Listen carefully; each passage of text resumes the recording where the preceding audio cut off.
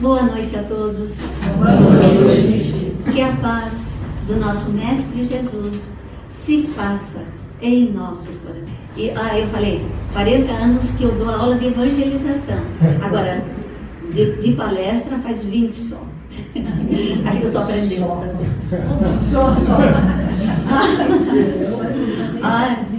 Tem seu Jairo lá no centro, que faz 60 anos que ele fala, gente. Seu Jairo. Agora ele está meio... parou um pouquinho. Mas às quartas-feiras, a Emma vai buscá-lo e ele faz o evangelho de quarta-feira. Coisa mais linda. Ele está com 94 anos. Lúcido, faz uma palestra que emociona a gente. Então, enquanto tivermos forças, enquanto tivermos vontade, que isso aí é um sentimento, é uma virtude, a boa vontade, a gente tem que fazer alguma coisa. Não tem importância, meu trabalho é pequenininho, só fazer isso. Gente, quem vai julgar isso é Deus. Se o meu trabalho é grande ou é pequeno, trabalho não existe. Uma vez um espírito falou, não existe trabalho grande nem trabalho pequeno, existe trabalho, porque cada um faz aquilo que está na sua condição, no seu limite. Eu tenho um limite assim, o outro tem de outra forma, mas todos nós temos as nossas condições de falar, de ajudar, de socorrer, de vibrar. E hoje nós trouxemos uma fala que eu gosto muito. A gente fala sobre família. Nós pegamos aquela parte, eu vou ler aqui a parte, é bem curtinha, eu resumi um pouco. É uma das passagens mais curiosas que tem no Evangelho. Tudo que está no Evangelho é precioso, é maravilhoso. Mas tem algumas coisas que a gente se afina mais, né? A gente gosta de ouvir cada vez mais. E essa é uma das passagens de Jesus que a gente gosta, eu particularmente gosto demais. E diz assim, Jesus estava pregando. Aliás, a vida dele inteirinha foi pregando, ajudando, socorrendo, a gente sabe disso. Vivenciando aquilo que ele trouxe na segunda revelação, que é a lei do amor. Não é assim? A primeira revelação, o primeiro grande momento que nós tivemos foi com Moisés.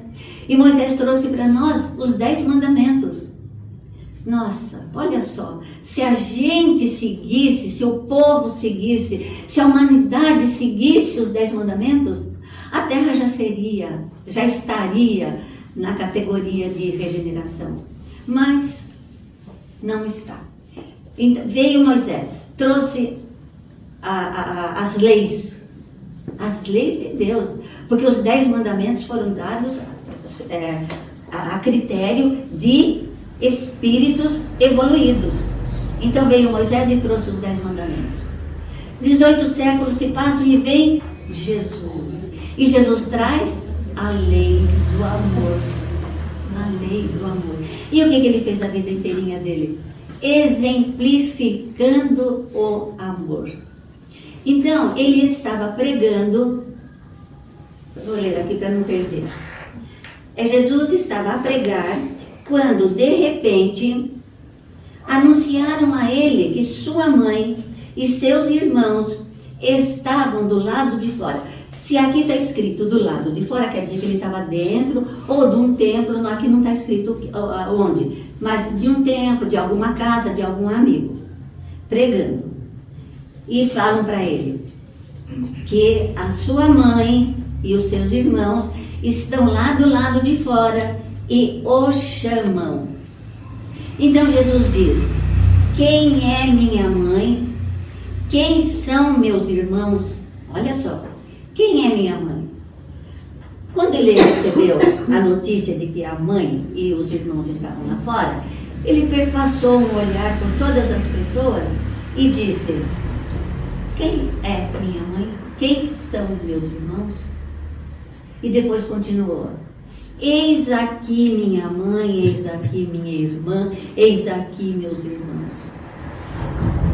Muita gente interpreta essa passagem como se Jesus estivesse desprezando a família. Mas vejam, é o próprio Jesus que nos ensina que devemos honrar pai e mãe. Está lá no Evangelho, honrar pai e mãe. Então, o que Jesus está querendo dizer com essas palavras? Ele está querendo dizer que a nossa família é muito maior do que aquela família ligada por laços de sangue, laços consanguíneos. A nossa família é muito mais ampla.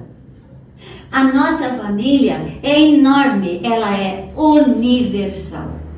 Vejam, se aceitamos, acreditamos que fomos criados por Deus, somos filhos de Deus. Se todos nós fomos criados por Deus, somos irmãos.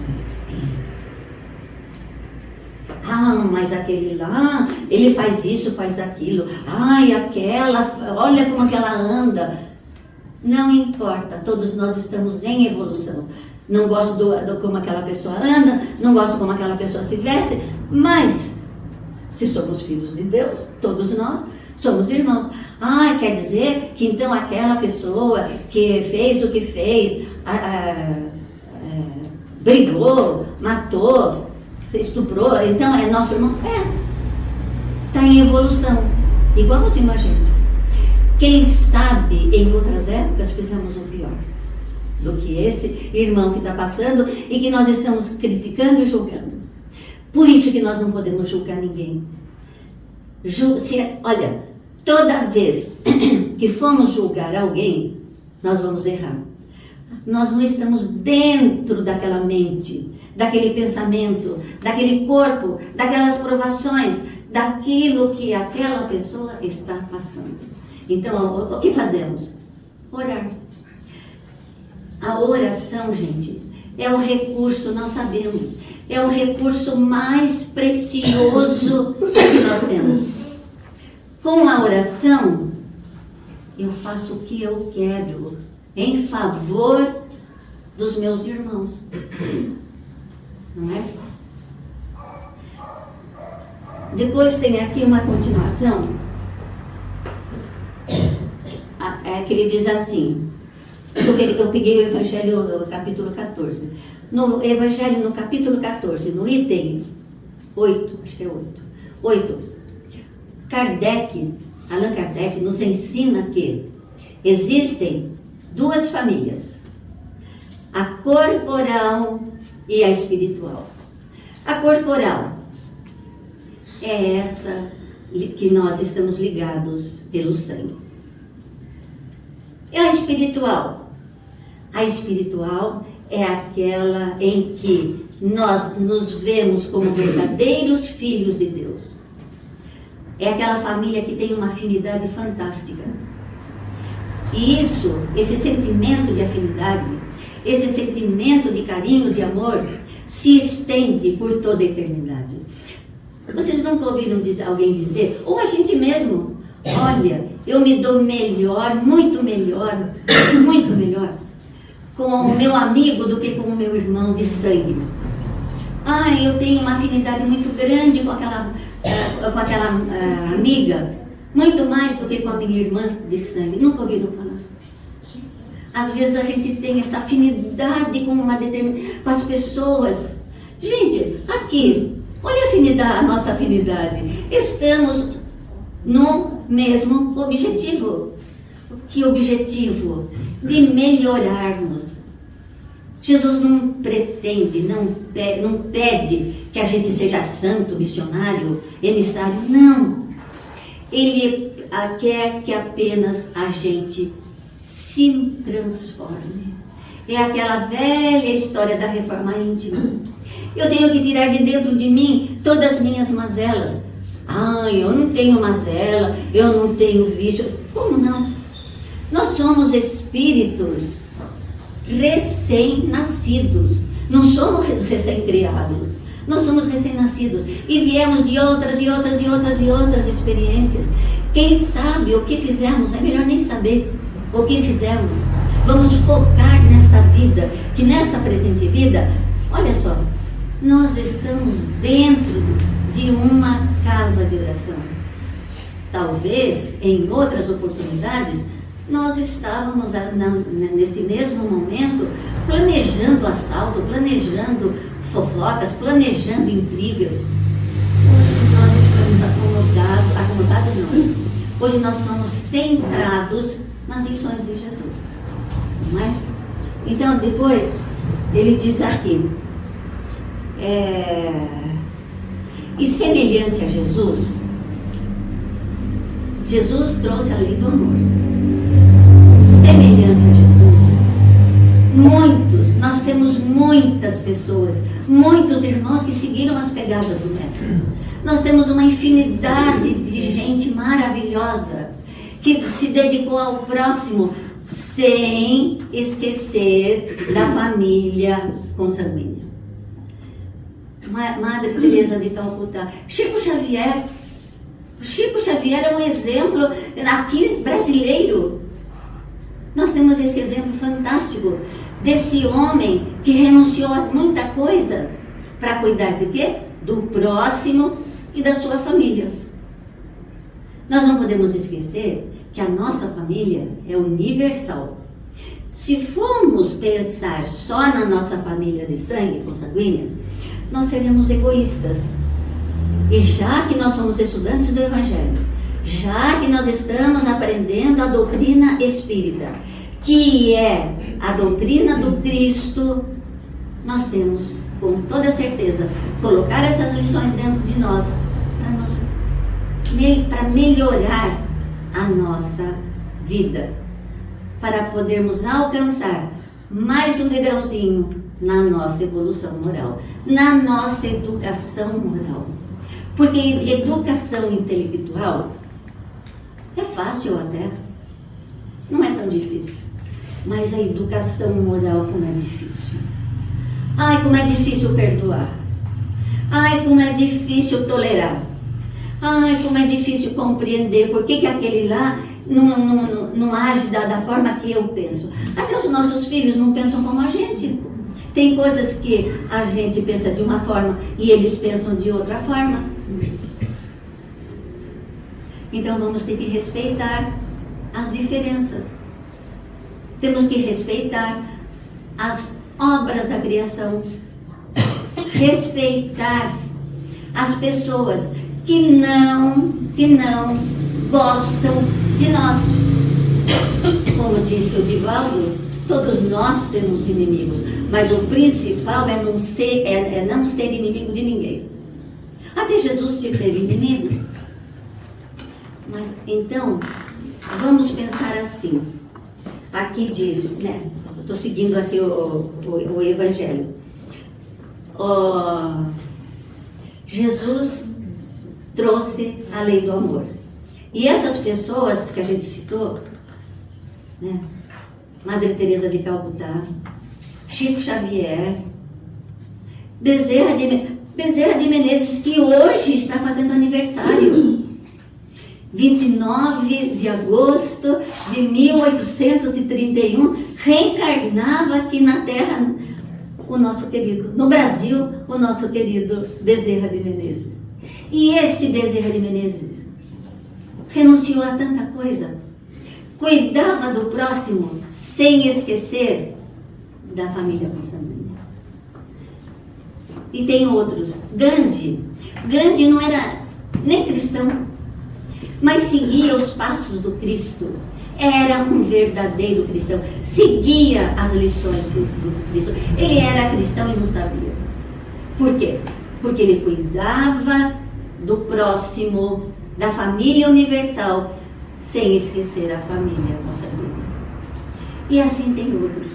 E outros. E se a gente for lembrar de todos os nomes, graças a Deus que tem bastante nomes assim, que a gente pode com toda certeza seguir o exemplo. E essas pessoas vieram, que seguiram as pegadas do Mestre. Eles entenderam muito bem quando o Mestre disse que vos ameis a todos, assim como eu vos amei.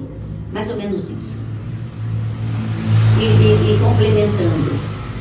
Nisto todos conhecerão quem são os meus discípulos, se vos amardes uns aos outros. A gente sabe que a palavra amor é muito delicada. A gente sabe que nós somos espíritos atrasados. Estamos habitando um mundo atrasado ainda. A palavra amor às vezes está muito distante. Mas se eu não posso amar, eu posso respeitar. Eu não gosto daquela pessoa, mas eu respeito. Ela faz o que faz, problema dela. Deixa eu cuidar dos meus problemas. Vamos resolver assim. No momento não. Sempre a cultura da competitividade existiu. Mas, atualmente, essa cultura da competição parece que está mais forte. Quer dizer, o que é a competitividade? É aquela pessoa, o indivíduo, que ele quer ser melhor do que o outro. Mas Cristo nos ensina que nós devemos ser melhor do que nós mesmos. Quer dizer, hoje eu tenho que ser melhor que ontem. Ontem eu fiz umas coisas que eu não gostei, mas hoje eu não faço mais. É nós que devemos nos olhar. Puxa, olha, eu consegui perdoar. Olha, eu consegui ver aquela pessoa que eu não gostava. Aquele meu colega de trabalho, antipático. Mas ele está precisando de ajuda. Eu vou orar por ele. Às vezes eu não tenho condições financeiras, mas eu tenho condições na minha cabeça, na minha mente. O Gandhi deixou muitos exemplos. Quando uma vez ele foi preso, depois foi solto. Ele vivia preso, né? Vivia preso, soltava. A história dele é maravilhosa. E teve uma vez que ele estava saindo da prisão, os jornalistas ingleses chegaram para ele e falaram assim: você se sentiu muito triste sozinho nessa cela? Ele falou assim: não, nunca ninguém me prendeu. Eu nunca estive preso. O meu corpo, sim, ficou preso, mas o meu pensamento estava nas montanhas, estava ajudando, estava colhendo plantas, estava ajudando quem precisava. Olha só. É difícil? É um pouco, né? Nós estamos habituados com os pensamentos negativos. É uma coisa muito interessante isso. Qualquer coisa. Olha só, vou contar uma coisa particular. Às vezes, meu filho vem de São Paulo, então ele fala assim: mãe, ele sai sexta de noite, ele trabalha até às 5, então ele fala: mãe, umas 8 horas, 9 horas eu estou aí. 8, 9 horas não está aqui. 10 horas não chega. A mãe já fica 11 horas. Eu não posso pensar assim. O trânsito estava muito ruim.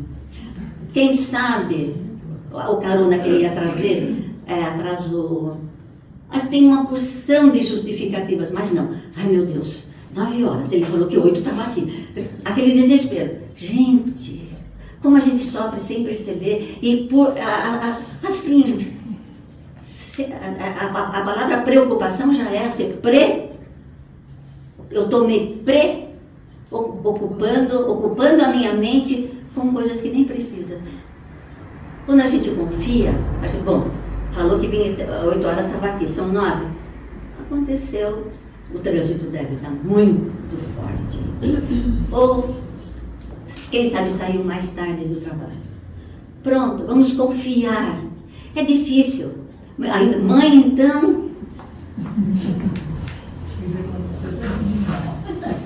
Mãe, então... É um negócio sério, né? O Valnei que falava: mãe é um negócio sério.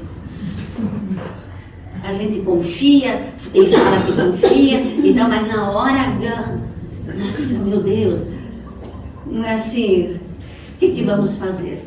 São sentimentos que a gente traz, que a gente tem e que não tem jeito. Eu vou substituir esse sentimento para outra pessoa. Não tem jeito. É nós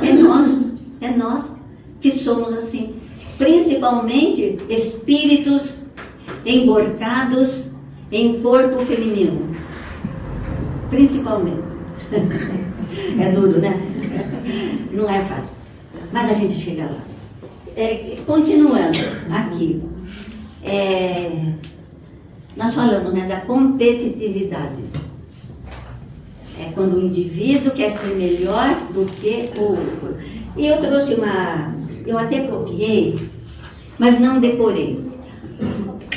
A cabeça, às vezes, sabe, não dá para decorar muito rápido as coisas. Então, olha só, quem escreveu esse texto foi uma grande educadora italiana chamada Maria Montessori. E, olha, ela nasceu em 1870 e desencarnou em 1952. 1870 ela reencarnou aqui na Itália. Mas olha só o que ela diz. Isso há quantos anos atrás? Olha só. As pessoas, olha que coisa fantástica dessa mulher. As pessoas educam para a competição. E é verdade. As pessoas educam para a competição. E esse é o princípio de uma guerra.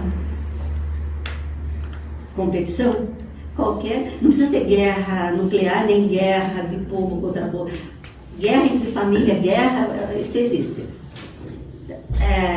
Quando educarmos para cooperarmos e sermos solidários uns com os outros, nesse dia estaremos a educar para a paz. Porque estaremos pensando na família universal. Gente, 1870. Parece que ela escreveu hoje. Parece. Porque nós temos infelizmente a gente tem esse problema, competitividade. Um tem que ser melhor do que o outro. Nós precisamos projetar, colocar a ideia de colaboração. Se a gente conseguir, não, um dia, a gente não sabe quando, mas vamos conseguir. A ideia da colaboração vai existir. Nesse dia haverá paz. Nesse dia haverá tranquilidade. Nesse dia haverá compreensão. Depois, ele diz assim, nesse mesmo texto, lembrando, existem momentos, situações, olha só que interessante, situações em que todas as nações, todas as pessoas se reúnem com o objetivo de ajudar um povo que está sofrendo desastres naturais. A gente teve exemplo faz pouco tempo, o que aconteceu no Rio Grande do Sul. A gente não conhece as pessoas de lá, mas a gente sabe que sofreram, a natureza foi esmagadora ali.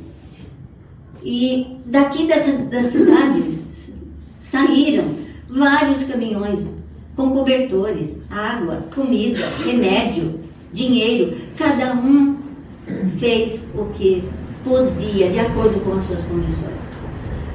E eu ouvi uma pessoa dizendo assim, mas vamos ajudar pessoas que a gente nem conhece. E daí? Daí a gente lembra da parábola do bom samaritano. Lembram? Acho que todo mundo conhece. Quando o samaritano viu na estrada aquele homem machucado, sangrando, todo machucado, completamente ensanguentado. O que o samaritano fez?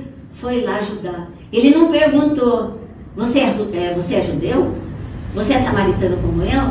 Você é doutor da lei? Você é da alta sociedade? Você é rico? Você é pobre? Não, ele não perguntou nada disso. Ele viu um irmão necessitado e foi ajudar.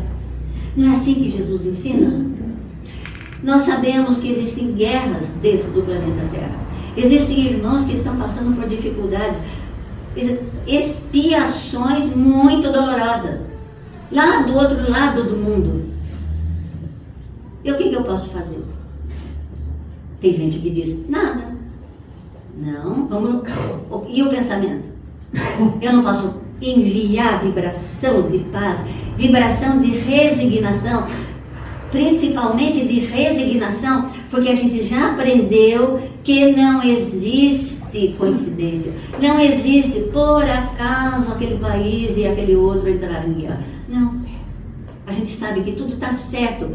Um dia nós vamos entender coisas que nós não entendemos agora. E às vezes a gente pensa, nossa, porque Deus permite. Não é que Deus permite, é a nossa consciência, é a nossa energia que faz tudo isso. O planeta Terra é um planeta lindo. Tem quadros fabricados pelo próprio homem de terrorismo, de tristeza, mas fabricados pelo próprio homem, não por Deus. Deus nos deu um mundo maravilhoso. É linda a natureza. Quem nunca se comoveu olhando o mar, olhando uma montanha, uma plantação, os animaizinhos, as aves de manhã brincando, cantando? Pelo menos lá onde eu moro, eu acordo com barulho de passarinho, eu acho a maior delícia. Gente, existe uma teoria chamada efeito borboleta. Não sei se vocês já ouviram. Teoria efeito borboleta. Essa teoria nos diz que tudo que acontece no mundo, de um lado do mundo, o outro lado recebe os reflexos com toda certeza. Deu para entender? Efeito borboleta quer dizer, o que está passando aqui desse lado do mundo está refletindo no outro lado do mundo. E isso é verdade, nós estamos num mundo globalizado. Não tem jeito de mudar.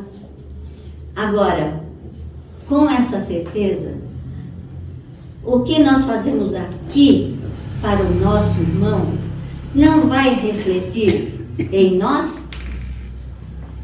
Se eu estou pensando mal, se eu estou querendo judiar, machucar alguém, esses pensamentos não voltam para mim? Voltam. A gente está cansado de ouvir falar da lei do retorno.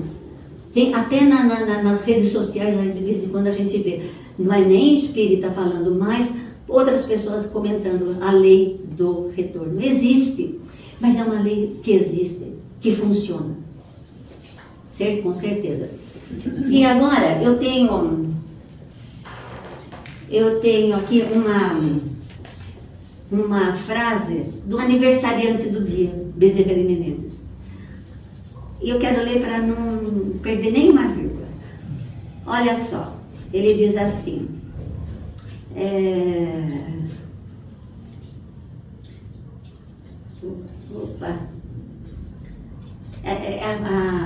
a mensagem é grande, mas eu vou ler uma parte.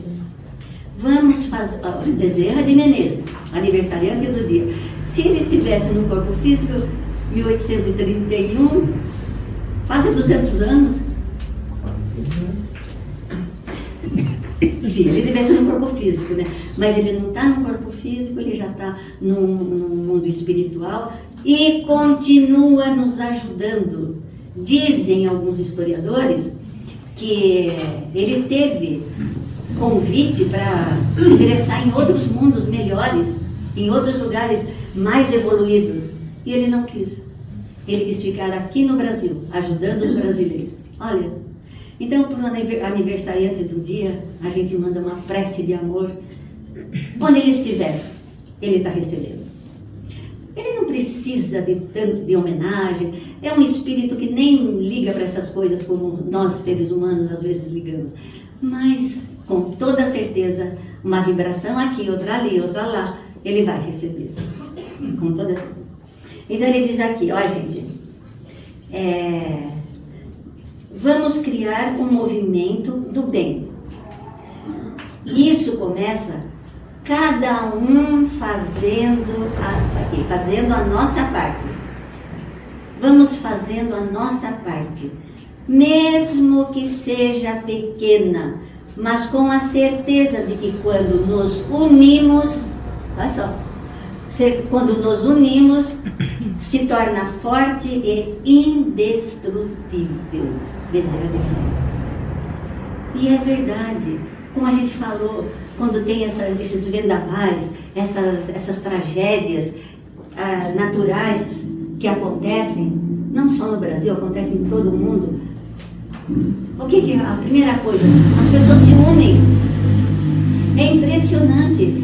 Não importa qual o credo religioso, mas se unem para ajudar aquelas pessoas de outro país, de outro estado, como aconteceu com o Rio Grande do Sul, que todo mundo ficou penalizado, compadecido da situação que aqueles irmãos passaram. E daqui foi, além de coisas materiais, foi muita prece, foi muita vibração de luz, muita vibração de coragem, equilíbrio e muita vibração de paz para aquelas pessoas. Que é o que a gente precisa.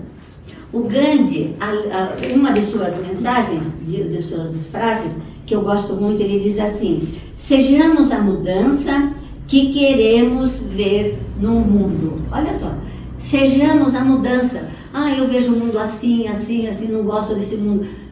Vamos ser a mudança, então vamos mudar. Mudar o quê? Nós. Então, eu não vou mais criticar, eu não vou mais julgar, eu não vou mais ficar perdendo tempo com coisinhas, com picuinhas, como dizia um palestrante. Às vezes a gente perde muito tempo porque nós somos melindrosos. Às vezes nós ficamos chateados, ficamos nervosos, até bravos, porque alguém passou perto de nós e não nos cumprimentou. Você viu? Passou perto de mim, não me cumprimentou, mas a pessoa estava atrasada. A pessoa não viu você. Não viu você. E aquilo vai. Para que perder tempo com energia que não nos traz fruto bom nenhum? Então, vamos mudando. Essa é a mudança que o Gandhi fala. Se eu quero que o mundo melhore, eu tenho que melhorar. Se eu quero paz para o mundo, a paz tem que começar comigo. Quem são meus irmãos? Quem é a minha mãe? É a universal, é a família universal. Eu tenho comprometimento, eu tenho dedicação com a minha família consanguínea, mas eu não posso esquecer dos meus